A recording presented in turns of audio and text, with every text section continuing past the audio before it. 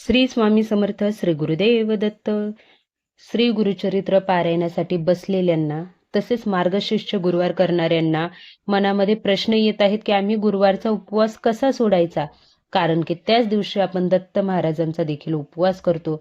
मग मार्गशीर्षचा गुरुवारचा उपवास सोडायचा का की दत्त जयंतीचा उपवास करायचा, ह्या प्रश्नांचं उत्तर मी या व्हिडिओमध्ये देणार आहे. त्यामुळे व्हिडिओ स्किप न करता शेवटपर्यंत बघा. तर तुम्हा सर्वांचं खूप खूप मनापासून स्वागत आहे आपल्या निष्ठा या यूट्यूब चॅनलमध्ये.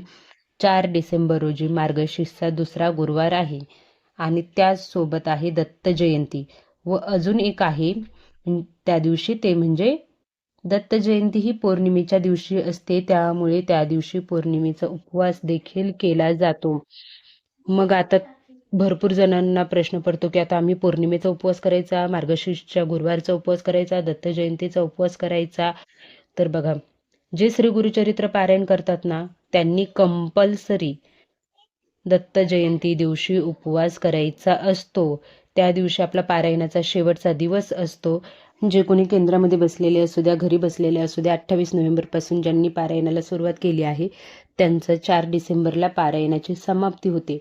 आणि त्या दिवशी आपण म्हणूनच श्री गुरुचरित्र पारायणाचे आपले 53 अध्याय त्या दिवशी वाचून होतात. पण त्या दिवशी आपण सांगता करत नाही, कारण की त्या दिवशी दत्त जयंती असते आणि दत्त जयंतीच्या दिवशी सांगता होत नाही. त्याच्यामुळे आपण दुसऱ्या दिवशी आपला नैवेद्य जे काही आहे ते आपण दुसऱ्या दिवशी दाखवतो. जोडपं जेवू घालणं असू द्या, प्रत्येक गोष्ट आपण पारायणाची दुसऱ्या दिवशी करतो. फक्त दत्त जयंती दिवशी आपण 53 अध्याय वाचून घेतो. मग दत्त जयंती दिवशी आपल्याला काय करायचंय, आपला उपवास आहे ना, तर आपल्याला केंद्रात असू द्या, तुम्ही घरी असू द्या, त्या दिवशी फराळचेच पदार्थ नैवेद्य म्हणून पोतीपुढे ठेवायचे आहेत. केंद्रामध्ये तर ते लोक आपल्या पोतीला त्याचाच नैवेद्य दाखवतात, पण घरी देखील असाल तर तुम्ही जे फराळीचं बनवलं आहे त्याचा नैवेद्य दाखवायचा आहे दत्त जयंती दिवशी.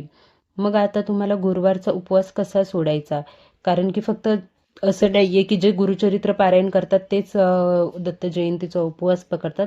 कोणी कोणी स्वइच्छेने देखील दत्त महाराजांचे भक्त, स्वामी महाराजांचे भक्त दत्त जयंती दिवशी उपवास करतात. मग आपल्याकडून हे सगळे उपवास कसे घडणार हेच मी तुम्हाला सांगणार आहे. कारण की दत्त जयंतीचा उपवास आपण दिवसभर करतो आणि दुसऱ्या दिवशी तो उपवास सोडला जातो. ज्या दिवशी आपलं जे पारायणाला बसले आहेत ते तेव्हा उपवास सोडतात, जेव्हा त्यांचं पोतीला नैवेद्य पुरणपोळीचा दाखवून होतं किंवा कुठलाही स्वइच्छेने ते बनवतात, तो नैवेद्य दाखवून जोडप्याला जेवू घालून दुसऱ्या दिवशी उपवास सोडला जातो दत्त जयंतीचा. पण गुरुवारचा उपवास आपण आरती केली, पूजा वगैरे सगळं करून झालं की मग आपण गुरुवारचा उपवास सायंकाळी रात्री सोडतो. पण दत्त जयंतीचा उपवास असल्यामुळे आपण तो तर सोडू शकणार नाही. मग तुम्ही काय करायचं की तुम्ही जेव्हा आरती करणार म्हणजे पूजा करणार ना, त्यावेळेस तुम्ही नैवेद्य घरात, जर तुमचं इतर कोणी दत्त जयंतीचा उपवास पकडत नसेल तर तुम्ही जो कोणता स्वयंपाक बनवला आहे तो नैवेद्य म्हणून ठेवू शकता माता लक्ष्मीला. किंवा मग सगळ्यांचाच दत्त महाराजांचा दत्त जयंतीचा उपवास असेल तुमच्या घरात तर तुम्ही शेवयाची खीर बनवून देखील माता लक्ष्मीसाठी नैवेद्य ठेवू शकता. त्यानंतर तुम्हाला काय करायचं आहे, माता लक्ष्मीच्या पुढे बसायचं आहे.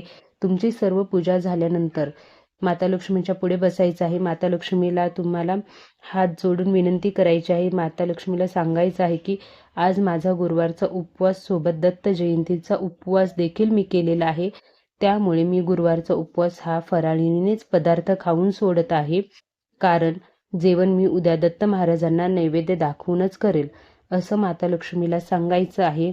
तुम्ही हात जोडून लक्ष्मीला प्रार्थना करून सांगू शकता. किंवा मग तुम्ही काय करा, तुम्ही हातामध्ये थोडंसं पाणी घेऊन त्याच्यामध्ये हळद, अक्षदा, कुंकू टाका आणि तुम्ही ते हातात घेऊन माता लक्ष्मीला, जरी तुम्ही मी वर सांगितलं तसं बोललात की माता लक्ष्मी, माझा आज गुरुवारच्या उपवासासोबतच दत्त जयंतीचा उपवास देखील आहे, त्यामुळे मी फराळीचे पदार्थ खाऊनच मी हा उपवास सोडत आहे, कारण उद्या मला दत्त महाराजांना नैवेद्य दाखवूनच हा माझा उपवास सुटेल, असं तुम्हाला माता लक्ष्मीला सांगायचं आहे. आणि प्रार्थना करायची आहे, त्यांना सांगायचं आहे तुम्ही की पुढील गुरुवार माझे योग्य पद्धतीने सुटले जातील, मी त्याच दिवशी सुटेल, पण हा गुरुवार माझा दत्त जयंतीमुळे आज मी उपवास सोडू शकत नाहीये, असं माता लक्ष्मीला सांगायचं. त्यानंतर तुम्ही जे हातात पाणी घेतलं आहे ते तामण्यात टाका व ते पाणी तुळशीचं झाड सोडून कुठल्याही इतर झाडाला टाकलं तरी चालेल. त्यानंतर तुम्ही फराळीचं खाऊ शकता. तुम्ही फराळीचं खाल्लं म्हणजेच तुमचा गुरुवारचा उपवास सुटला असं होईल. तर अशा प्रकारे देखील तुम्ही तुमच्या गुरुवारचा उपवास सोडू शकता. श्री स्वामी समर्थ.